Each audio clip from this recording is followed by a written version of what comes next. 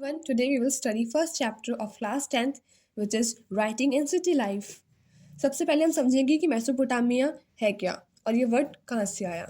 Mesopotamia word एक Greek शब्द से आया है जिसमें मेसोस का मतलब है मिडल एंड पोटामस का मतलब है रिवर। एक ऐसी जगह जो दो नदियों के बीच में है और वो जो दो नदियाँ उनका नाम है यूफ्रेट्स एंड टिग्रिस। आज के टाइम पे जो मेसोपोटामिया है इसे रिपब्लिक ऑफ इराक कहा जाता है और मेसोपोटामिया अपनी प्रॉस्पेरिटी, सिटी लाइफ, अपने लिटरेचर और मैथमेटिक्स एंड एस्ट्रोनॉमी के लिए जाना जाता है। मेसोपोटामिया में कुछ सिटीज़ थी जैसे सुमेर, अक्कड़ एंड बेबीलोन, और वहाँ पर कुछ लैंग्वेजेस थी। सबसे पहली लैंग्वेज जो थी वो सुमेरियन थी। सुमेरियन को रिप्लेस करने वाली लैंग्वेज अकेडियन और अकेडियन को रिप्लेस करने वाली लैंग्वेज अरामिक। अरामिक लैंग्वेज आज के टाइम के हर्बी लैंग्वेज से बहुत ज़्यादा सिमिलर है और वो अभी भी इराक में बोली जाती है। अकेडियन लैंग्वेज अलेक्जेंडर के टाइम तक फ्लरिश की थी। नेक्स्ट बात आती है ओल्ड टेस्टामेंट की। ओल्ड टेस्टामेंट बाइबल के फर्स्ट पार्ट में है। द बुक ऑफ जेनेसिस जो है उसमें ओल्ड टेस्टामेंट में शिमार, जिसका मतलब है सुमेर, उसको रेफर किया गया है। अब जो यूरोपियंस हैं ट्रैवलर्स और स्कॉलर्स, वो ये एज्यूम करते हैं कि जो मेसोपोटामिया है वो उनके एंसेस्ट्रल लैंड है क्योंकि उनका जो ओल्ड टेस्टामेंट है उसमें इसके बारे में बात की गई है। नेक्स्ट है ज्योग्राफी। सबसे पहले इसमें नॉर्थ ईस्ट के बारे में बताया है कि यहाँ पे ग्रीन अनरोल्डिंग प्लेन्स हैं, यहाँ पे एग्रीकल्चर फ्लरिश किया। फिर देन आती है नॉर्थ के बाद में, इसमें स्टेपीज थे और यहाँ पे एनिमल हर्डिंग की जाती है। ईस्ट में जो टिग्रिस की ट्रिब्यूटरीज हैं वो कम्युनिकेशन रूट प्रोवाइड करती है to the mountains of Iran. Next south में डेजर्ट है और डेजर्ट में हमारी बहुत सारी सिटीज़ हैं। यहाँ पे सिटीज़ फ्लरिश करने का कारण ये है कि यहाँ पे जो रिवर पिरिट एंड टिग्रिस है वो अपना सिल्ट एंड क्ले लाके डिपॉजिट करती है, जिससे जो यहाँ की मिट्टी है वो बहुत ज़्यादा उपजाऊ बन गई है। Wheat, barley, P and lenticels ये यहाँ पे ग्रो करते हैं और वहाँ पे फिश बहुत ज़्यादा मात्रा में अवेलेबल है क्योंकि वहाँ पे नदियाँ हैं। और समर्स में वहाँ का जो मेन फूड है वो है डेट बग्स। यहाँ पर मीट, मिल्क, वुल अबेंडेंस में है क्योंकि यहाँ पे शीप एंड गोट को रियर किया जाता है। नेक्स्ट टॉपिक है हमारा सिग्निफिकेंस ऑफ अर्बनिज्म।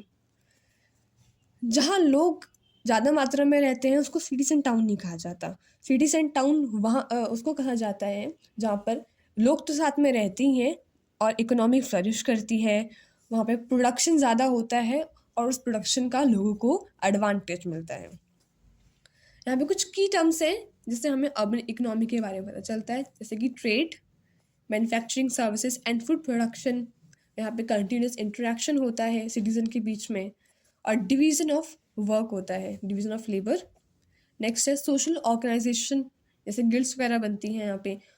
और सबसे इम्पॉर्टेंट रिटर्न रिकॉर्ड्स रखे जाते हैं। जो मेसोपोटामियंस थे वो अपने हर काम का एक रिटर्न रिकॉर्ड रखते थे। एक यहाँ पे फैक्ट है कि मेसोपोटामियंस को ब्रॉन्ज के बारे में पता था। उन्हें पता था कि कॉपर एंड टिन के अलावा को ब्रॉन्ज कहते हैं। Our next topic is movement of goods into cities.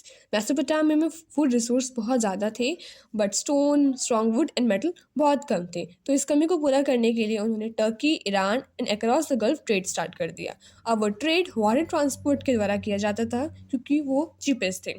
अब उन्होंने नेचुरल कैनाल्स के थ्रू ट्रेड रूट बनाए और यूपरेट को वर्ल्ड रूट कहा जाता था क्योंकि जो यूपरेट नदी है इससे बहुत ज़्यादा ट्रेड किया जाता था। नेक्स्ट है हमारा development of writing and literacy.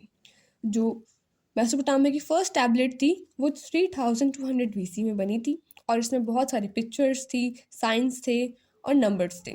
और 2600 BC के आसपास जो सुमेरियन लैंग्वेज थी इसमें क्यूनिफॉर्म लेटर्स यूज़ किए जाने लगे और ये क्यूनिफॉर्म का मतलब होता है वेज शिफ्ट, ऐसे लेटर्स जो कि एक नुकेली हो, उसकी जो पिन पॉइंट हो एकदम नुकीला सा हो। फिर ये जो लैंग्वेज थी इसमें 100 ऑफ साइंस थे और ये बहुत ज़्यादा डिफ़िकल्ट थी पढ़ने में।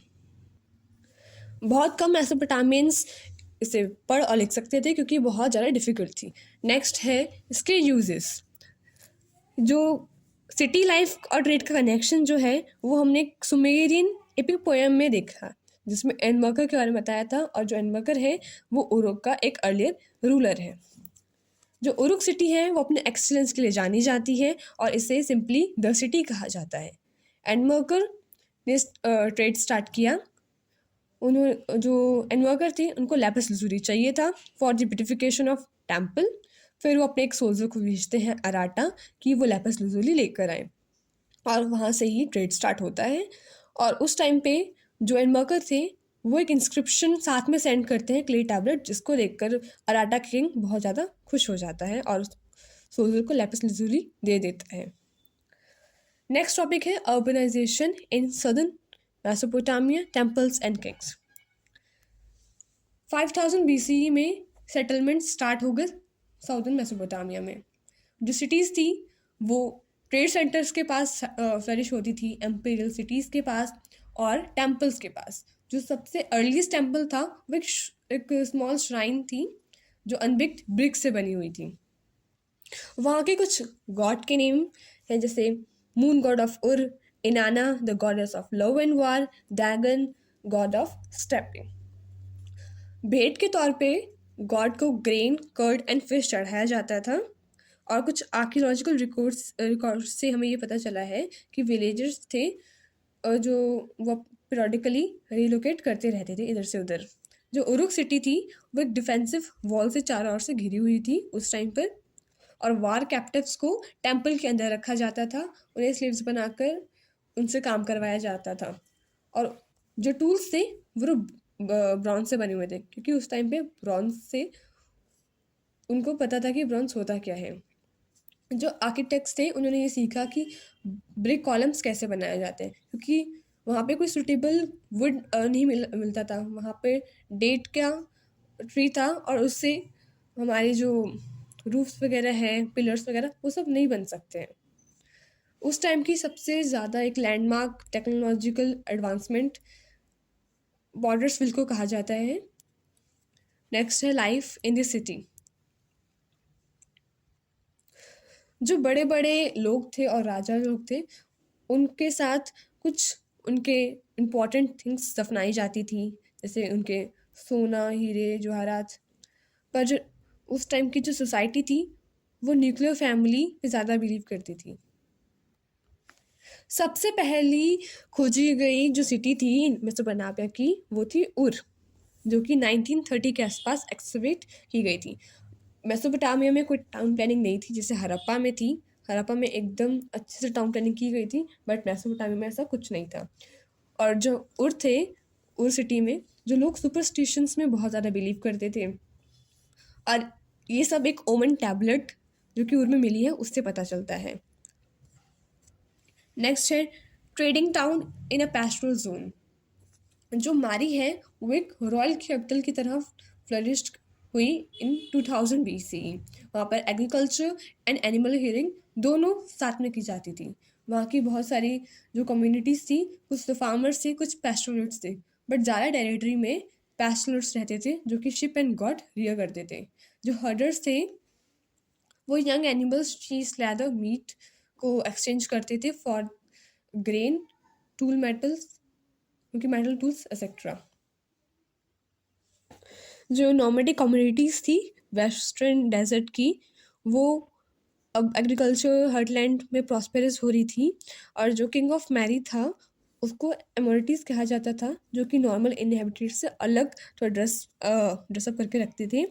और उन्होंने डैगन द गॉड ऑफ स्टेपिक का एक टेम्पल भी बनवाया मैरी में। Next the great palace of Mari में अलग अलग तरह के रॉयल उनकी फैमिली रहा करती थी, और उनके जो प्रीशियस मेटल ऑर्नामेंट्स थे वो वहाँ पे देखे गए।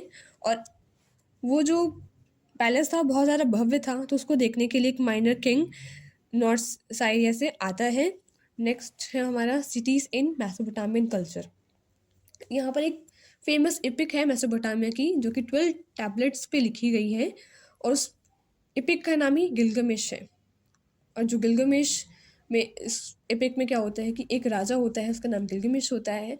वो अपनी फ्रेंड की डेथ से बहुत ज़्यादा दुखी होता है, तो वो निकल पड़ता है अमर होने के लिए। वो चाहता है कि मुझे एक ऐसा राज पता चल जाए जिससे मैं अमर हो जाऊँ। उसने 7 समुद्र पार कर लिए पर वो हार जाता है, उसे कोई ऐसा तरीका नहीं मिलता जिससे वो अमर हो जाए। फिर वो हार कर अपने किंगडम वापस आता है और खुशी खुशी रहना स्टार्ट कर देता है। इसमें कुछ पॉइंट है जैसे Nabonidus was the last ruler of independent Babylon. Babylonia is the center of high culture. इसी के साथ हमारा चैप्टर ख़त्म होता है। Thank you.